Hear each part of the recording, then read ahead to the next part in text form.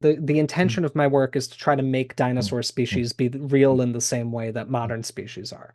Because a species is definitely a real thing. We can see if we look at their genetics that a species will be a uniquely evolving, like an independent lineage of animals that evolves through time. Using the tools that we're developing in my research with my collaborators, we'll probably be able to test that. And then if there are new species, we would find them. This is Dr. James Napoli. And Dr. Napoli and I met in Cleveland because he was kind enough to bring this specimen here, and that's the cradle it was when we CT scanned it. Tyrannosaurus rex, there was a recent paper that proposed that T. rex actually had to be split into three different species. I was an author on a paper that said that that wasn't true. And there doesn't seem to be any strong evidence that that's the case. But even with that said, you can see that these skulls of T. rex individuals do look pretty different from one another. And so we have to consider whether we are using the right criteria to assign species and whether it's possible that some of this variation might actually mean that there are more multiple species in this set. Now, again, I don't think that's the case for T. rex, but there are a lot of dinosaur species known from multiple fossils, and we always need to test this kind of hypothesis before we do anything else. That's not sociopathy on my part. That's me being wanting to be a really good scientist. And I can attest, you are one of the hardest workers out there. You are Thank you. humble, you are observant, and it's a great pleasure to have met you and to know you. As you can probably see from the fluorescent lighting I'm in right now, I'm quite pale. And that's because I never see the sunlight because I'm working on my papers all day in this basement that I work in. It hasn't happened in like 10 years, but I can do it. A quick note before we go any further. I really enjoyed this conversation with Dr. James Napoli. And it only gets better as we go. We cover some great topics. And later in the episode, the audience live Q&A kicks in. And it's loaded with fun surprises. So stick with us all the way through. If you want more real paleontology conversations like this, make sure to subscribe to the Fossil Crates YouTube channel. Subscribing is the best way to support what we're building here, and it helps us bring on more guests and keep these interviews coming. Tell me in the comments below that you subscribed and who you would like me to interview next and what topic you want me to cover. All right, let's jump in. Hello, everyone. It is high noon in Phoenix, Arizona, and for the rest of the world that changes its time, I'm not really sure what time it is where you're all at, but we are back once again with an incredibly special guest. This is Dr. James Napoli. And Dr. Napoli and I met in Cleveland because he was kind enough to bring this specimen here, and that's the cradle it was when we CT scanned it about a year and a half ago or so. He is currently at one of the places I used to stomp around at, Stony Brook University, where he is on the faculty as a research instructor. But Dr. Napoli is known for his work on theropods, on Psittacosaurus, a new species, mammals. He's quite diverse because, and I'll let you say it in your words better, but you look at that next layer from above, then just species level excitement. So you do that too. So take it away. Welcome. Yeah. Thank you very much. It's wonderful to be here. Thank you so much for having me. I thank you so much for coming to see me talk today. I'm really, really looking forward to chatting with all of you. So I'm going to give you guys a little talk. Brian, should I start sharing my slides now or should I? Absolutely. Okay, let's get that ready. And I'm giving you guys a little updated version of a talk that I gave at the opening ceremony for the Dueling Dinosaurs exhibit. Just a couple of months ago when I was still in North Carolina. I now work at a different place. We're going to talk a little bit today about the research that I've been doing as, basically for my whole career. I started this sort of research as a graduate student at the American Museum of Natural History, and then I've continued this research as a postdoctoral researcher at the North Carolina Museum of Natural Sciences, where I was working on the Dueling Dinosaurs project. Now, the Dueling Dinosaurs project is not really what I'm going to talk about today in detail because the papers on that are, we're getting very close to having them ready to go out for publication, and so you're gonna learn everything you want to know about those specimens pretty soon.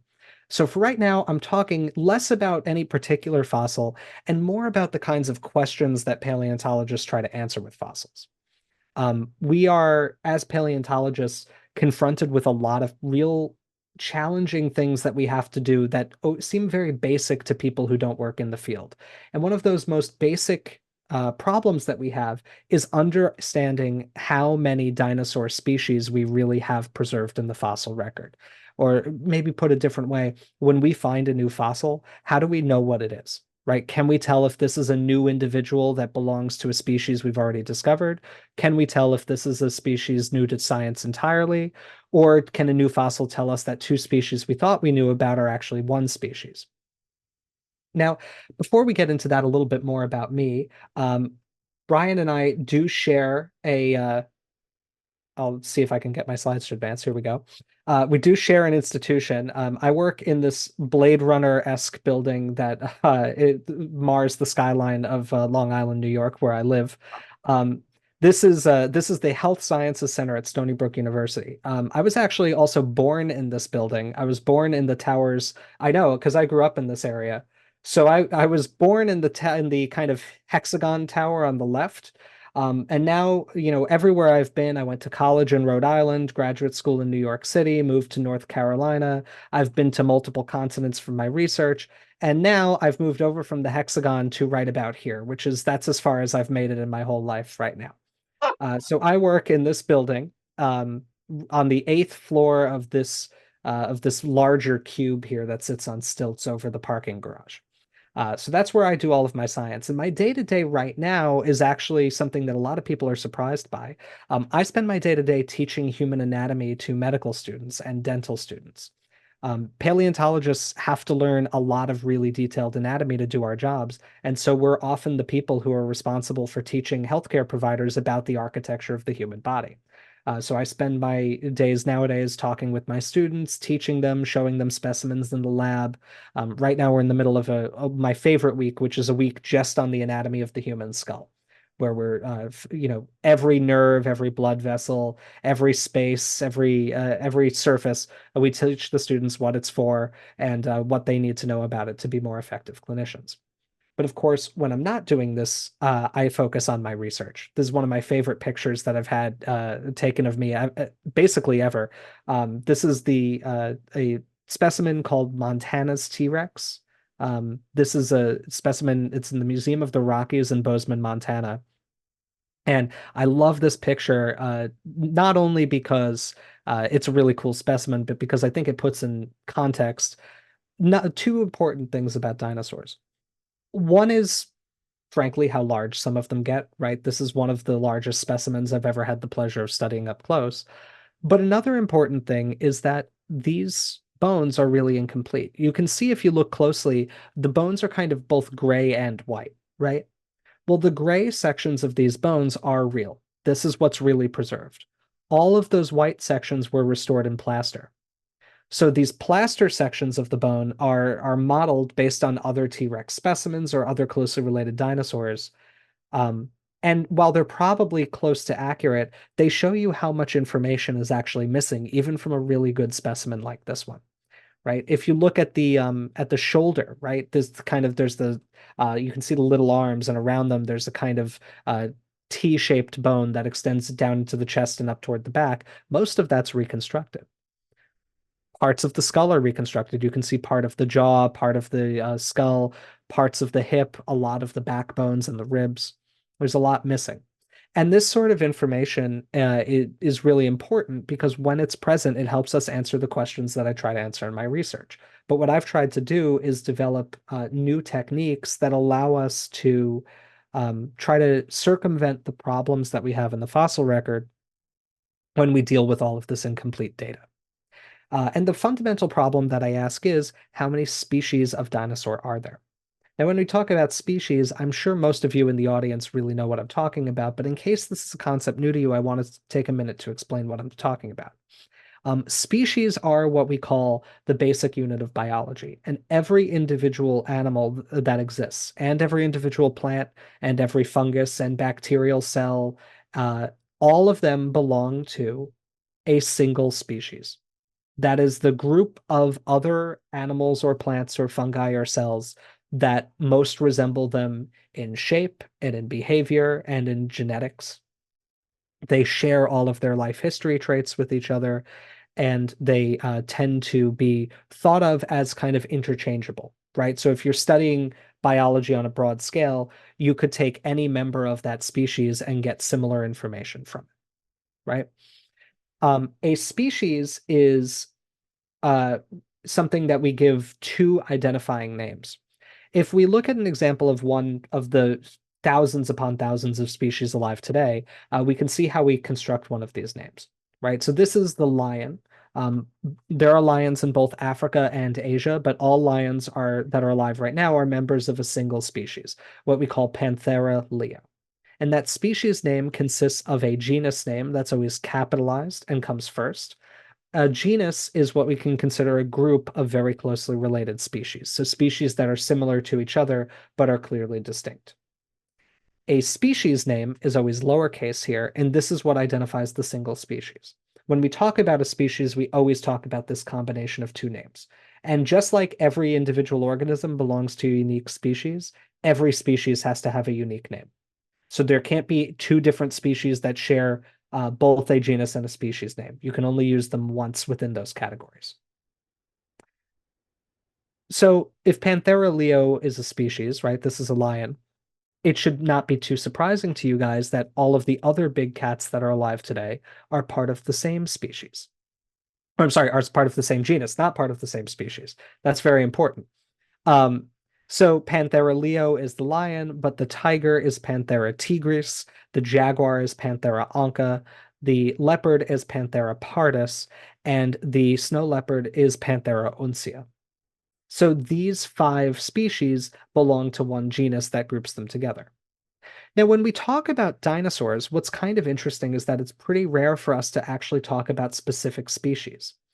For instance, there's only one dinosaur that I think everybody knows by its genus and species name, and that's Tyrannosaurus rex, right? Tyrannosaurus is the genus. As of a couple of months ago, it now includes another species, Tyrannosaurus macraensis. Paleontologists are kind of divided right now. We're not entirely sure if we think that species is real. Some paleontologists do, some don't. I'm waiting to see where the evidence comes out. But regardless, it's a good example of how there can be multiple species in one genus. When we talk about other dinosaurs, though, it's actually pretty uncommon to start talking about species names, right? We talk about Velociraptor, but we don't really talk about Velociraptor mongoliensis. We talk about Triceratops, but we don't talk about Triceratops horridus or Triceratops prorsus. Everybody knows Carnotaurus, but very few people know it as Carnotaurus sastrii. And we know Pachycephalosaurus, but don't know it as Pachycephalosaurus wyomingensis.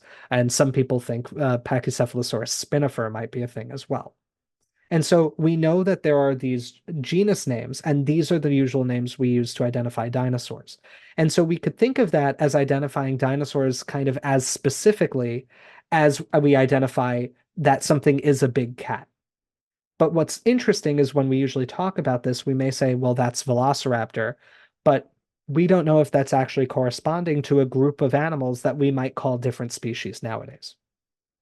And this is because of a really, really kind of simple but also really difficult problem.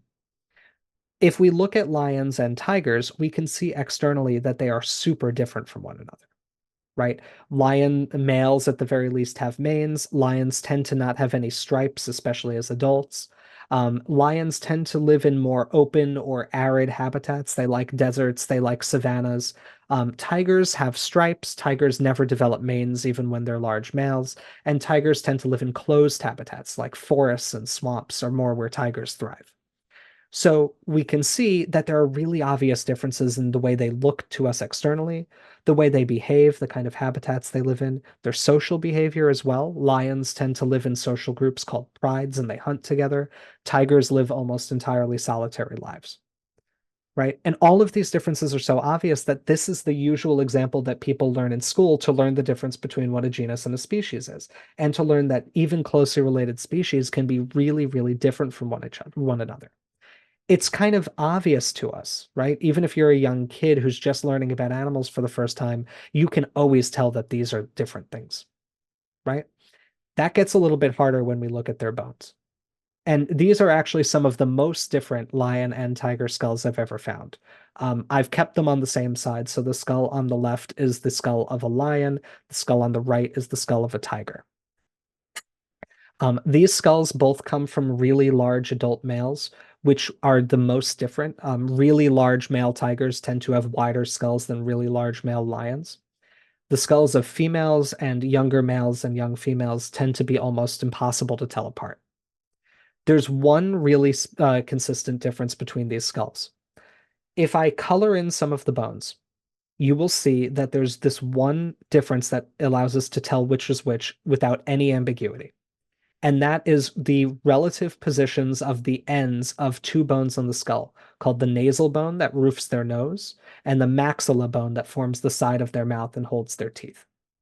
In a lion, those two bones end at about the same level, but in the tiger, the nasal bone continues posteriorly to the back of the skull farther than the maxilla bone, which you can see indicated by that red arrow on the slide. This is the only consistent difference between these animals. Even as different as they are externally, this is the level of difference that we see. Now, some of you who've been keeping up with paleontology news may know that this has been a problem recently with the dinosaur that I just talked about, right? Tyrannosaurus rex, there was a recent paper that proposed that T-Rex actually had to be split into three different species. I was an author on a paper that said that that wasn't true. And there doesn't seem to be any strong evidence that that's the case. But even with that said, you can see that these skulls of T-Rex individuals do look pretty different from one another.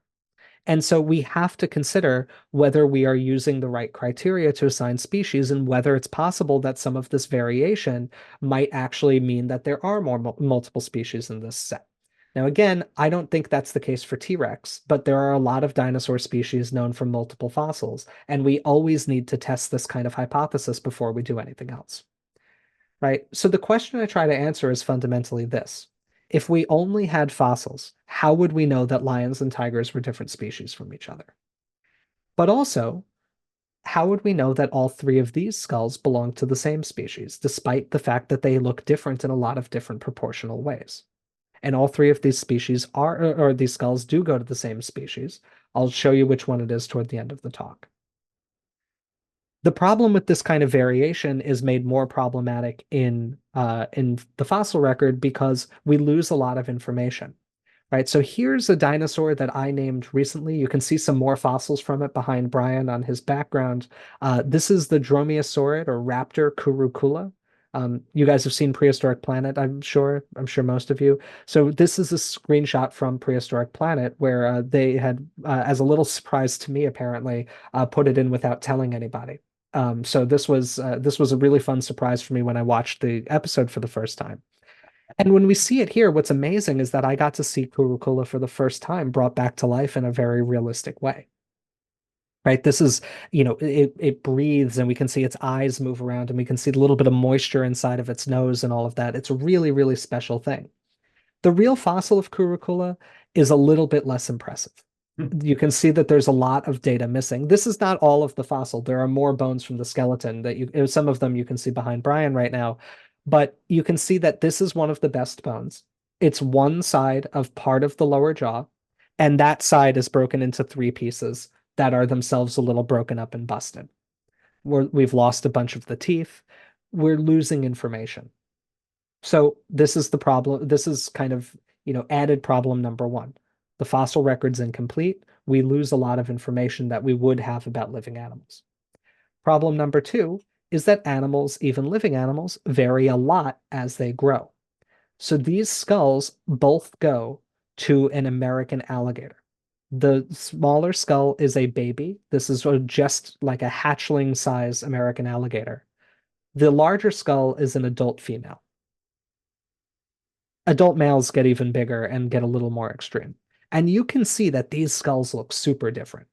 Now I've color coded these. These are CT scans where I segmented out the individual bones as separate models. So you can see all of the different bones colored differently. And you can see that these bones are doing weird things. You can see on the baby, you can see right through the eye socket. You can see black through the eye socket.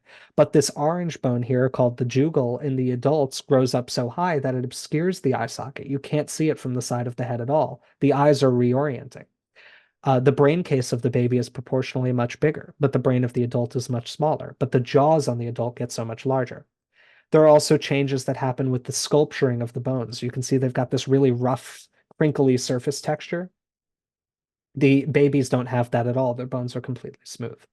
And so we have to understand, or we have to develop ways to integrate the knowledge that, yeah, we should expect there to be a lot of variation that's attributable to growth.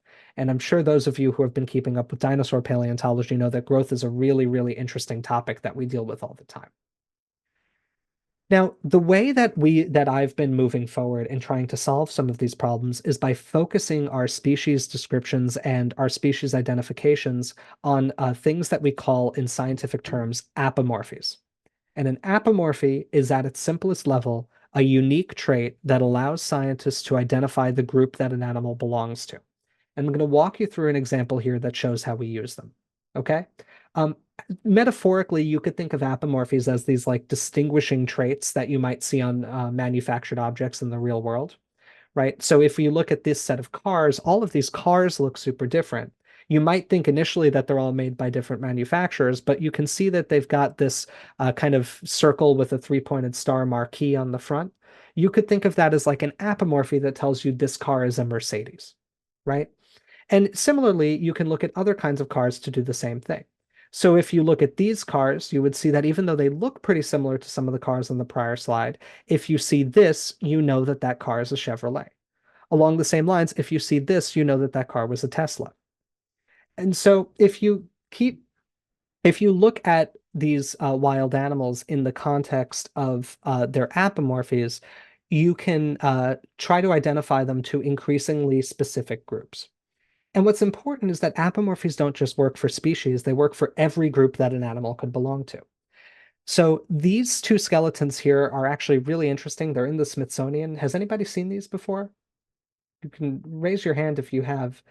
They're a really cool they're a really cool specimen. It's a really cool exhibition because these two skeletons were actually a scientist, an anthropologist who studied human evolution, and one of his dogs. And when he died, he had donated the remains of his pets to the Smithsonian and his own skeleton and asked to be put on exhibit together with them. And so this was a big Irish wolfhound that used to stand up on its hind legs and hug him like this, which I think is very sweet. Right? They're still together even after both of them have departed.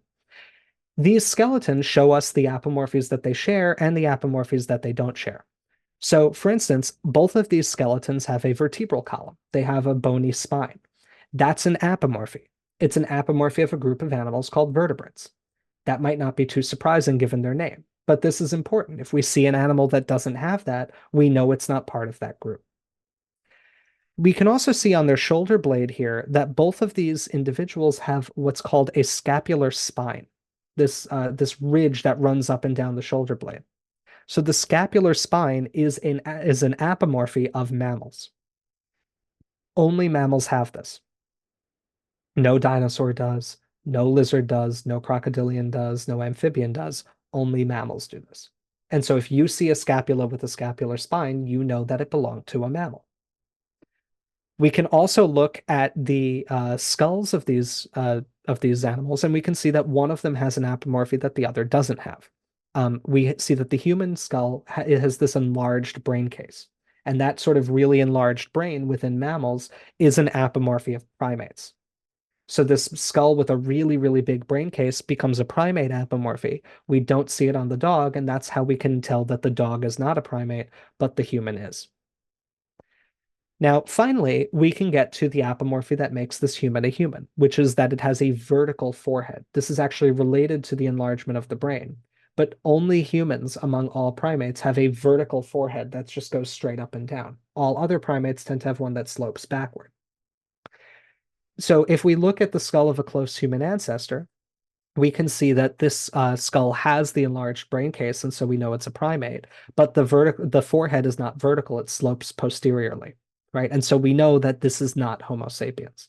This skull actually belongs to an ancestor of Homo sapiens called Homo heidelbergensis.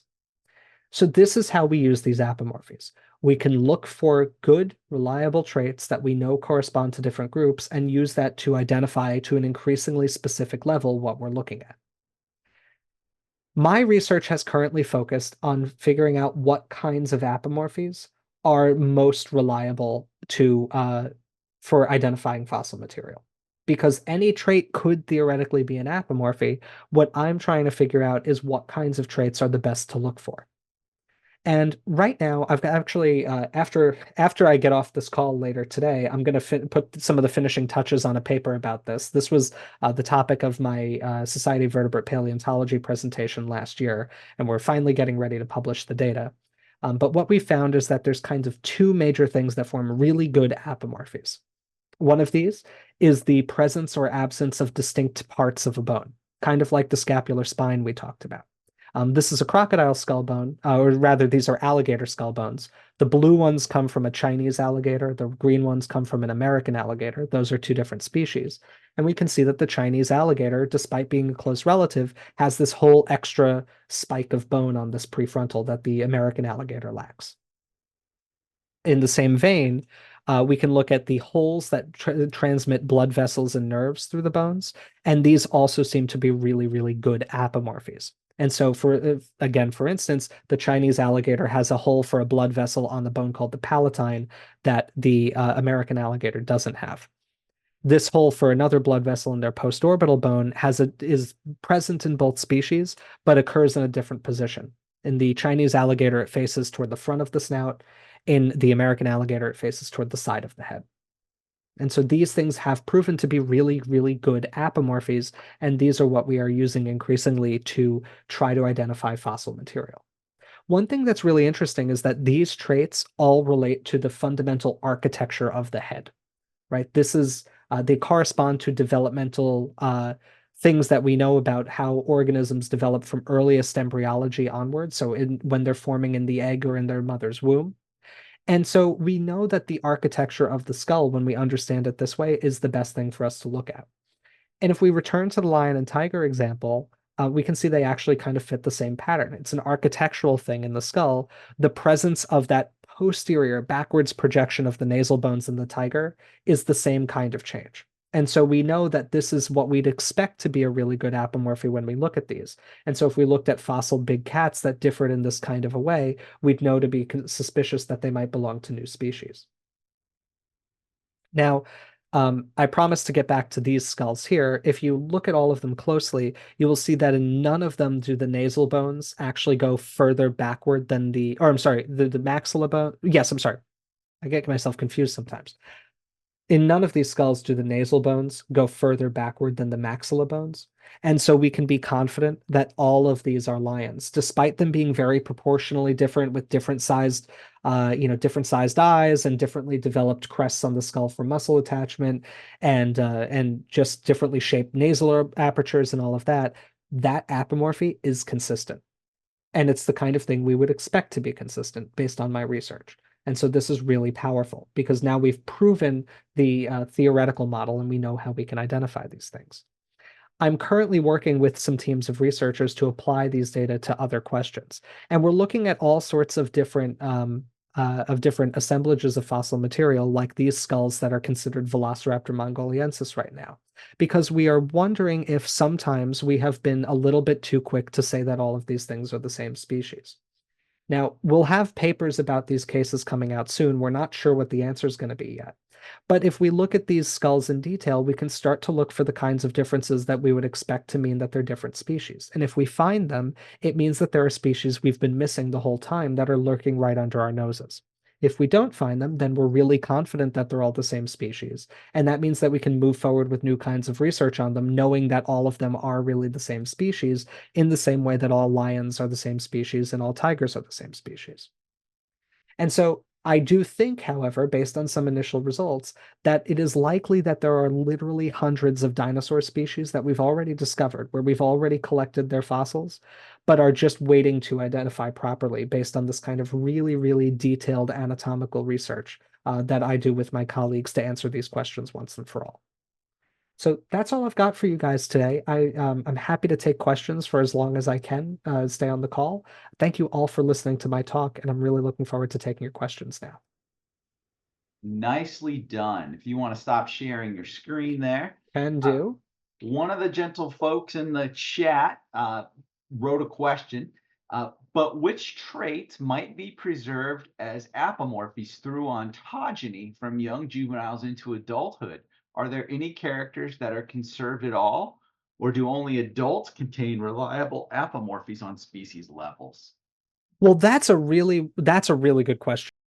So the answer is a little bit of both. And this is something that we're currently trying to deal with. So there is a true trend where you get more apomorphies essentially as you grow. The adults always look more different from each other than juveniles do, and so there's this pattern that we see all over the place where as an organism matures, it kind of acquires its final set of apomorphies. What I've been looking for, and what I think I've identified in kind of some of these cases and others, are some things that can't change as the animal grows because they're constrained by earlier developmental steps. And so what we're really looking for are hard rules about, okay, no matter what's changing as the animal grows, this can't. And some of those things are like, for instance, like positions of blood vessels seem to be pretty constant, right? The bones can change a lot around them, but it doesn't look like the blood vessels can really migrate through the bones super well. Now, that's there are some caveats to that, and there are interesting cases. But what we really like need here, and what I've been working towards very hard, which is why none of these papers are out yet. It's because these are actually really hard papers to write because you have to account for a lot of different things and considerations, like you just pointed out. We need to really understand how every trait is developing, because that tells us if there's a constraint that means it can't change in later ontogeny or not. So, for instance, we know muscle scars, these kind of ridges that muscles attach to, develop as a result of loading on the bone. So, literally, if the muscle contracts and transmits a force to the bone, that induces the bone to start developing a ridge for the muscle. It increases the amount of what we call ossification that occurs there. So, we know that mechanism, and therefore we know that's something that's super likely to change during ontogeny. If we understand the pathway that other things are following for their development, then we can assess the relative probability of them changing ontogenetically. Amazing. So I hope that answers your question. I'm sure it did, and Right. that leads a whole bunch of questions I have, but this is not my hour. We can chat about all kinds of things. I'll hold my tongue. One of our live guests expressed gratitude for Dr. Napoli's work as part of the skeleton crew. Thank you so much. This means a tremendous amount to me. It takes so much time and a lot of energy to keep the channel running and keep everything going. And the thing that really makes us want to keep going is that, we do have people who tell us that we're really helping people learn about paleontology and fossils. It just means a whole lot. So thank you so much. One of our live audience members expressed extreme excitement for Dr. Napoli's upcoming publication on Nanotyrannus, and I expressed it as well. It's going to be a series of truly, really, really incredible papers. Again, they're taking a long time because they're going to be really good. One of our live participants remarked that he heard that the ceratopsian in the dueling dinosaurs was a completely new species. So I'm not really working on the ceratopsian, and I can't really. I'm focused much more on the theropod associated with them. The dueling dinosaurs ceratopsian to me looks like it's a triceratops. I think there have been some, with the history of the dueling dinosaurs, there's a lot of things that have bounced around in the conversation about them that aren't always the case. And so I don't know what's going to happen. Other teams of researchers are focusing on the ceratopsian, and so as I kind of have indicated in this talk, I always think it's possible that something's a new species. I don't think there's any reason to say it's impossible, but I'm not really an expert on ceratopsians, and I haven't seen anything yet that makes me say that I think that's the case. And of course, do you have a thought if it's Horridus or Prorsus based on the stratigraphy? You know, probably. Yeah, I think my recollection is that it's been referred to colloquially as a horridus, but I'm not entirely sure. Fair. The stratigraphy isn't really my specialty, but as you might be able to tell from here, I'm much more of a biologist than a geologist. So with the stratigraphy, I let other people tell me what it is, and then I believe what they say. I'm right there with you. I may have a master's in geology, but it just showed me what I don't like: rocks. Have you noticed strong ontogenetic changes in theropods beyond tyrannosaurids, specifically Allosaurus? I've never looked at Allosaurus in tremendous detail, but my impression is that the ontogenetic changes are probably less extreme than have been inferred for tyrannosaurids. Um, I think there's a lot of things that factor in here. Tyrannosaurids probably start evolutionarily smaller, right? Like the earliest tyrannosaurs are really, really little animals compared to what we think the ancestral state for an allosaurid would be. And so it's possible that you will get more ontogenetic variation as the animals are getting much larger. Um, I don't, I haven't like there's not a lot of published research on Allosaurus ontogeny. There are a lot of there are a lot of theses that I don't think have been formally published. There's certainly variation, but from what I've seen, I don't think there's anything where you get a really, really dramatic change within those animals. But the questions that I have about that are like, first of all, like it could be something as simple as what's the ancestral body size and how is body size changing. It could also depend on, is Allosaurus growing as fast as Tyrannosaurids do, right? Tyrannosaurids grow really, really rapidly, right? They become much larger than Allosaurus, which is also another factor, right? So you're getting to a much higher body mass, but you're also doing it like super fast. We don't like you know what I mean? We don't think that other theropod groups are really growing that quickly. And so if you're entering this phase of like incredibly rapid growth, you might get a fundamental difference in how growth works, right? You may be doing things to the bones where they need to remodel so quickly that you'll get this sort of variation, whereas an Allosaurus might have time to just like slowly grow larger versus having to completely re-architecture itself around like the onset of maturity. There's a lot of possibilities. It's hard to say. But I'm very excited that somebody is taking a detailed look at Allosaurus ontogeny because it is desperately necessary and it's going to be really, really valuable. How would you distinguish different growth stages within one lion species from multiple subspecies of lion based on their skulls? It's a good question. This is one thing that my research has shown probably can't change as they grow. So it would be unlikely to change as the animal is growing. Subspecies are a difficult problem. Hmm. I usually am of the opinion that subspecies aren't real.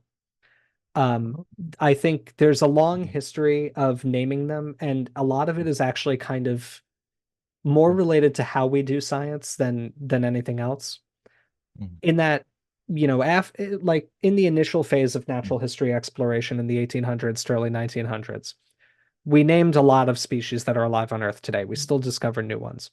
But before we had genomics, what people were generally doing was kind of collecting specimens and looking for really minor differences that might mean they could name something new.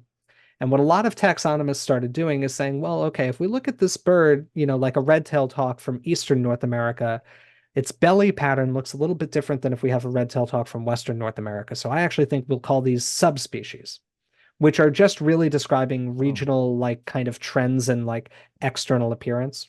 I have never seen a subspecies that has any sort of bony signal that you could see from the skeleton. It's all based on like pigmentation and patterning and all of that sort of stuff. And what we know is that subspecies don't tend to have a unique genetic signal either. We've looked for this and we can't find one. And so this can actually be something that's also influenced by where you are. Like as you can probably see from the fluorescent lighting I'm in right now, I'm quite pale. And that's because I never see the sunlight because I'm working on my papers all day in this basement that I work in. But my family's all Italian, as you might be able to tell from my last name. And when I like get sunlight, I tan very, very deeply. It hasn't happened in like 10 years, but I can do it. And so, it might be that if you like, say, if my family lived somewhere where we were outside a lot more, we'd look a little bit different just because of different environmental characteristics and not because of anything that's actually changing about us biologically. And that seems to be something that can happen for these things. So, like, there might be some environmental difference in the eastern US that makes these hawks get a little bit darker in coloration than that happens in the western US, right? There's various things, but there doesn't seem to be a strong genetic signal for those things existing. And so I generally don't think about subspecies too much because they seem to be descriptions of kind of local patterns that don't always match onto something that we think is more evolutionarily real in the way that a real species is. With regards to Triceratops horridus and Triceratops prorsus, would that be more like subspecies within one dinosaur species rather than two true species? I see where you're coming from, and the intention of my work is to try to make dinosaur species be real in the same way that modern species are. Because a species is definitely a real thing. We can see if we look at their genetics that a species will be a uniquely evolving, like an independent lineage of animals that evolves through time. What we see with subspecies is we see them connected to other subspecies a lot, which is telling us that's not a real distinction, right? In the same way that like I live in New York, but I could move to New Jersey and then I'd live in New Jersey. There's nothing that's unique about that as an independent thing, right? I could be a member of any of these populations depending on where I am. But genetically, I'm always going to be a member of my family, no matter where I go. And that's the realness to species, like the fact that we know a species is a real independent group of things evolving through time, differently than how a subspecies seems to be. And so what I'm trying to do is say, if we know what a real species is in the modern day, can we make tools that allow us to then discover real species in the fossil record too? And I think that many of I think Triceratops horridus and Triceratops prorsus are real different species. Yes. And I don't know, it might be possible that there are other Triceratops species, there might not be. But like using the tools that we're developing in my research with my collaborators, we'll probably be able to test that. And then if there are new species, we would find them. I am confident T-Rex and Tarbosaurs are different species because they lived in different regions and ecosystems. Is that a sound way to think about it? Those are important points of information that we can use to tell these things apart. But one of the things that means that I don't think that's all we need to use is that a lot of species do live in multiple environments. Some species alive today are super specialized to one environment. Like you only find alligators in the swamps, right? You don't find them on mountains, you don't find them in the grasslands or anything like that. But like a red fox, they live in deserts and they live in woodlands and they live in hills and on grasslands and mountains and everything like that. It's hard to know what species might have a really broad range geographically or might last for a long time in the fossil record and when another species doesn't. And so I definitely use the geographic information, the ecological information, and the time information from stratigraphy in my work. But what we're also trying to do is then get information from the bones and say, are they different from each other in ways that indicates that that they are different species? And with like Tarbosaurus and T-Rex, I agree with you. They are. I agree with you for the reasons that you said, but I also agree because I've looked at their skulls and Tarbosaurus and T-Rex are different in ways that are similar to how modern species are different from each other. And so we can confirm it that way too. And I think there's a whole other can of worms there, but I know some other people have questions, so I'll refrain from going into them right now, but we'll talk about them in the paper. So when that comes out, you can definitely read it. Thank you for your question. You make a great point, everyone. We have a reasonably hard stop at the top of the hour, maybe a few minutes extra. James has another place he has to go. So just to keep you all aware. Regarding the dueling dinosaur specimens, what behavioral insights have they provided, especially about predator-prey and defensive interactions? I'm unfortunately not able to answer that right now because I have to wait for the papers to come out. All of that'll be answered when the research is published. What do the dueling dinosaurs reveal about physical interactions between mid-sized theropods and fully grown ceratopsians? And do they show any anatomy or injuries that hint at specific battle tactics? That I can speak to a little bit because this is actually some stuff. If you are ever able to go to the exhibit in North Carolina, and for those of you who can, I highly recommend it. It's amazing. And not just because there's a little button you can press where I talk to you from a computer screen. Um, but they are the exhibit is really based around kind of teaching the public how we think about these issues scientifically. And so what I will say right now is we're not 100% sure that these animals were interacting with each other at all at the moment that they died. Or there are kind of three scenarios that they propose in the exhibit, and we're trying to test them all right now. And we're not done with the work yet, so I can't speak to them fully. But possibility one is that they were fighting and both died in combat, kind of like the fighting dinosaurs from Mongolia, the Protoceratops and Velociraptor. Possibility two is that the two animals were kind of interacting, but that the Triceratops was already dead. Is that maybe it was a carcass? It had died in a river in a dry riverbed during a drought, and then a flooding event may have happened while the Tyrannosaur was trying to feed on it, right? And so maybe the Tyrannosaur was interacting with it, but was eating something that had already died, and then wound up being killed because of a chance event like a flood happening. And possibility three is that they were both caught in some flooding event and they never even saw each other in life. Like if you have a major flood that's coming rushing through a dry riverbed, it's possible that they were miles apart initially and their bodies settled out together. And so we don't know 100% that they're interacting at all. And so before we're doing a lot of work to try to establish that sort of stuff. And from there, we'll try to answer some of the questions like what you said. But first, we need to determine if they actually if they were both alive at the same time, if they had both been killed separately, or if they were related in some kind of different way like that. I think that it's likely that there's some flooding at some point. Something had to bury them. But the question is, were they both dead before the flood? Was one dead before the flood? Or were they both killed by the flood, right? These sorts of questions. Because they have to get buried somehow, and I think that a flood is probably the most likely way for that to happen. When assessing potential cryptic species, such as within velociraptor range, what differences should we look for? And can we test them using evidence like age, environment, prey preference, or ecological separation? So I can't speak in too many specifics about the velociraptorians right now, but that'll definitely come into the paper a little bit. But I can answer your question. I can answer your question in kind of in general terms, which is that I think our assumptions about how many species can actually coexist in one environment as paleontologists are a little off the mark. And this is not directed at you. I think this is like, to be clear, the whole field kind of assumes you can only get one thing in any particular ecological guild in one area, or there has to be a really obvious way that they would split resources. And in the modern day, that just doesn't seem to be true. Now, I do think that like you're probably like talking about like very large predators, you probably are going to run into a problem with there's just not enough prey animals on the landscape to sustain like multiple large populations. So I do think that the size matters a little bit here. But like looking at Panthera in Asia, we know that lions and tigers used to have a tremendous amount of range overlap, would both exist in the same area. And what we know from kind of the behavioral and archaeological record is that they would partition behaviorally. So it's not that there's anything anatomically about them that suggests they have different niches.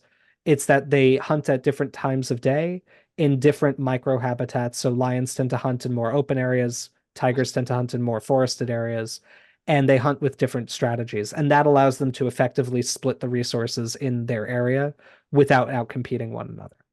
Now, they probably don't occupy like the exact same point in space. Like their territories probably didn't really overlap, but there would be huge areas of what's now India and the Middle East where you would be able to find lions and tigers depending on where you went.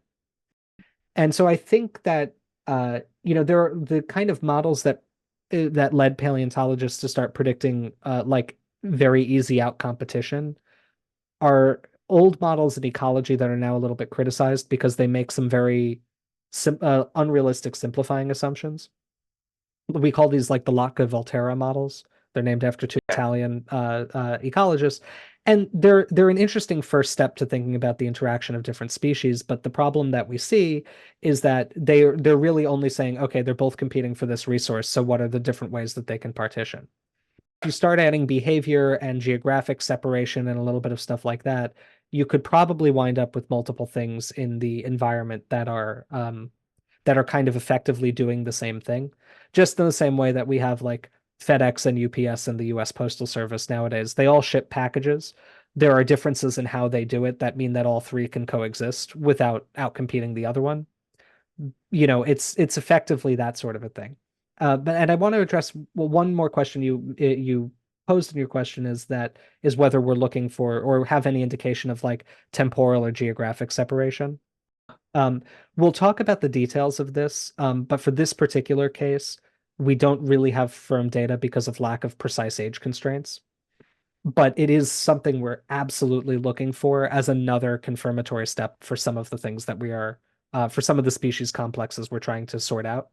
Because we agree that if we do find a signal of range separation or a geographic time interval separation, that's going to be a really, really important way to start telling apart species. So I hope that answers your question as best as I can right now. And I'm sorry I can't speak in more specifics, but we got to, the paper's going to come out pretty soon. So don't, fear not. We'll talk about all of it. One of our participants made the remark that during Dr. Napoli's Nanotyrannus live stream, Dr. Napoli joked that if he had a time machine, he would go to the Middle Jurassic and nuke the world. Well, I didn't say nuke. That would burn the bodies. I said nerve gas the world so that we'd have fossils. But yes, what this was kind of a joke about, and I can just address it really quickly before this recording is used out of context at some later point. I will exclude this portion. Thank you. Yes.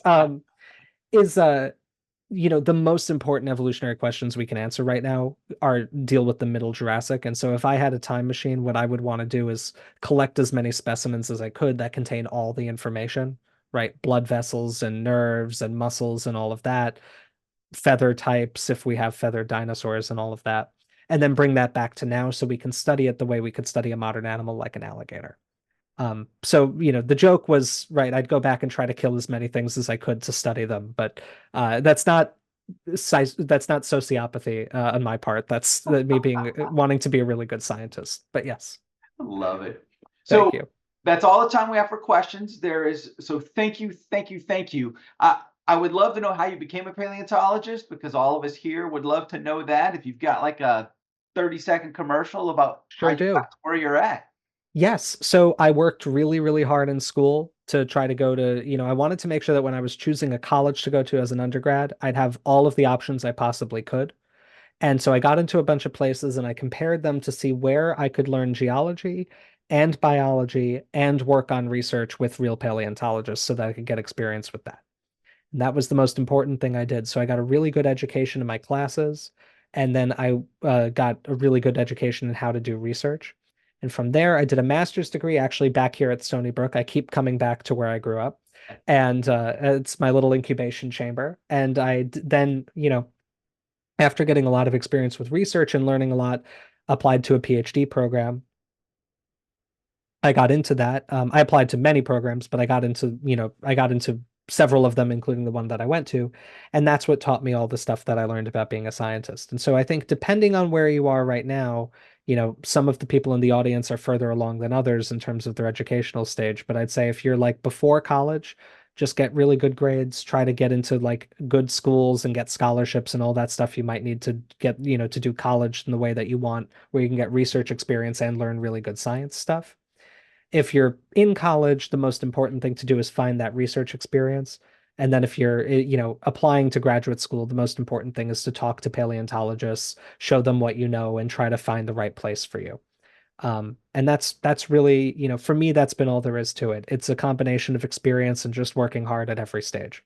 I love it. And I can attest, you are one of the hardest workers out there. You are Thank you. humble, you are observant, and it's a great pleasure to have met you and to know you. I look forward to someday working with you in something academic, But Me too. And the pleasure is also all mine. It's been absolutely wonderful to get to know you too, and I really appreciate you bringing me here today because this has been a great experience, and I'm just so happy to have this opportunity. So thank we'll you. bring you back next year if you're Happy to. amenable to it. So Always happy to. perfect. Dr. Brian Curtice is a dinosaur paleontologist best known for his research on sauropods, the long-necked giants of the dinosaur world. This animal is near and dear to my heart. This will probably be the name-bearing specimen for our new species of Diplodocus. And I dug this out. I'm not even humble bragging, I'm bragging. This took a long time to get out of the ground. He has collaborated with scores of the world's leading paleontologists and has worked in hundreds of natural history, science, and dinosaur museums around the world.